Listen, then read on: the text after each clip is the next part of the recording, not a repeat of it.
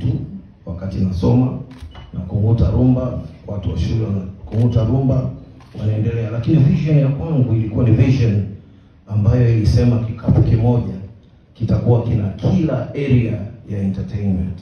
Nazungumzia studio ya kwanza digital Mawingu ambayo ndio ilirekodi nyimbo wakati ule. Kuna Radio Tanzania, nafikiri ilikuwa mimi nilikuwa ni watatu kuja kwenye radio baada ya Mzee Mengi, lakini ilikuwa kuna Radio Tanzania ambayo Radio Tanzania ukipeleka nyimbo ya rap ni nyimbo za kufoka za wale wauni, iko pembeni, ilikuwa haina nafasi.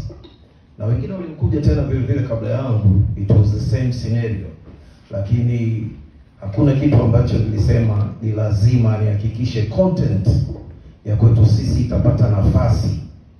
Kwa hiyo tulipoanza ndio tukaanza sasa, kama mnakumbuka, kama kuna wengine walikuwepo wakati huo, ndio kulikuwa kuna Mawingu Studio, the first digital recording studio in East Africa. Hiyo ilikuwa ni ya kwanza, ndio zilirekodiwa Oya Msela, kama kuna wengine wanaweza zikumbuka.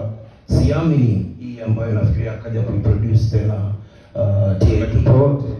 TID, unaona. Kwa hiyo kwenye upande huu tulifanikiwa na tukahakikisha kwamba tutaweza kurecord nyimbo, content ya vijana wetu waweze kupata nafasi ya kuweza kupata chombo ambacho kitaweza kikapiga nyimbo